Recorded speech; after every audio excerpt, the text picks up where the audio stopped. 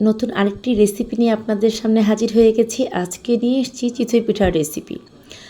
চিতই পিঠার রেসিপিটা আজকে খুব সহজভাবে দেখাবো, যাতে করে সবাই বানাতে পারেন। এই জন্য এখানে প্রথমেই নিয়ে নিয়েছি চিতই পিঠার গোলা। আমি চিতই পিঠার গোলাটা কীভাবে করেছি সেটা আপনারা একটু ভালো করে দেখবেন, তাহলে বাড়িতে যারা চিতই পিঠা বানাতে পারেন না বা পারফেক্টভাবে চিতই পিঠাগুলো জালি জালি একটা এফেক্ট হয়, সেটা হয় না, ঠিকমতো ফুলে না, ভিতরে কাঁচা থাকে, এই ভিডিওটা দেখলে আশা করি সবাই বানাতে পারবেন। আমি স্টেপ বাই স্টেপ আপনাদের সাথে শেয়ার করেছি, যাতে করে আপনারা খুব সহজে এটা বুঝতে পারেন। প্রথমে আমি দু একটা পিঠা ভেজে আপনাদের দেখাচ্ছি যে পিঠাগুলো ঠিক কীরকম হয়েছে। আর পিঠা বানানোর ক্ষেত্রে কিন্তু স্পেশালি চিতই পিঠাটা বানানোর ক্ষেত্রে কিন্তু যারা নতুন রাঁধুনি আছেন, তারা পারেন না, তারা এইভাবে ভিডিওটা দেখলে অবশ্যই পারবেন। বিশেষ করে চুলার যে টেম্পারেচার আছে বা গোলাটা কীভাবে গুলতে হবে, সব কিছু আজকে আমি ইন ডিটেলস আপনাদের সাথে ভিডিওর মাধ্যমে শেয়ার করব। এই জন্য এখানে প্রথমে লাগবে চিতই পিঠার ব্যাটার। এটা আর কিছুই না, আতপ চাল এক রাত্র ভিজিয়ে আমি পরের দিন সকালে একটু জল দিয়ে বেটে নিয়েছি, একটু পাতলা করেই বেটেছি। এখন এখানে আমি প্রয়োজন মতো লবণ দিয়ে এই ব্যাটারটাকে হাত দিয়ে খুব ভালোভাবে মিক্সড করে নিচ্ছি। দেখুন আমি কীভাবে করছি, আপনারা ঠিক এইভাবে করবেন।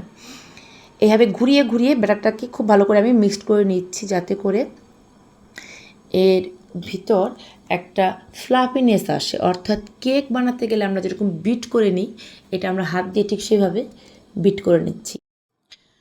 আপনারা ভিডিওটা দেখে নিশ্চয়ই বুঝতে পারছেন আমি কীভাবে বিট করছি। দেখুন এভাবে হাতটাকে ভালো করে ঘুরিয়ে ঘুরিয়ে ব্যাটারটাকে বিট করে নেবেন। দেখুন অনেকটা মসৃণ হয়ে এসছে।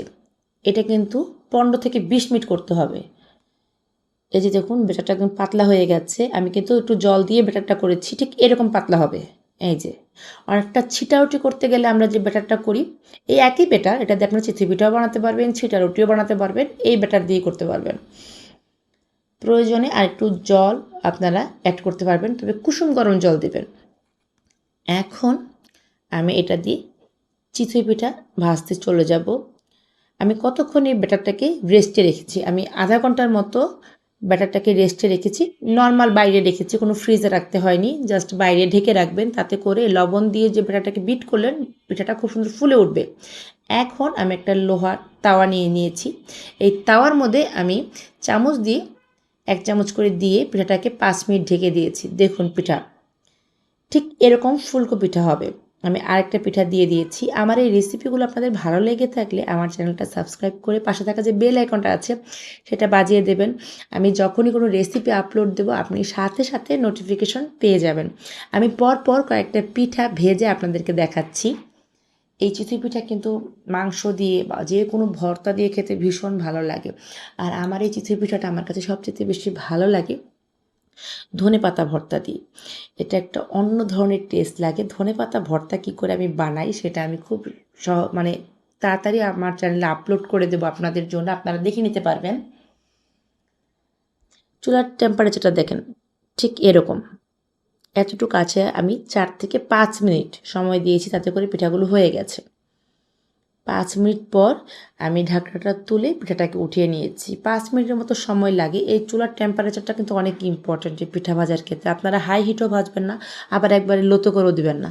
লো ফ্লেমে ভাজলে কিন্তু পিঠা ফুলবে না। অনেকে কী করে আমি দেখেছি একদম লো ফ্লেমে করে পিঠা একের 5-10 মিনিটের জন্য ছেড়ে দেয়, তাতে করে পিঠা ফুলে না। দেখুন দেখতে পাচ্ছেন প্রত্যেকটা পিঠা কী সুন্দর ফুলে উঠেছে, একদম খুবই ভালো হয়েছে। আমার তো ভিডিও দেখে আবার খেতে ইচ্ছে করছে, কারণ এতটাই প্রিয় আমার এই পিঠা।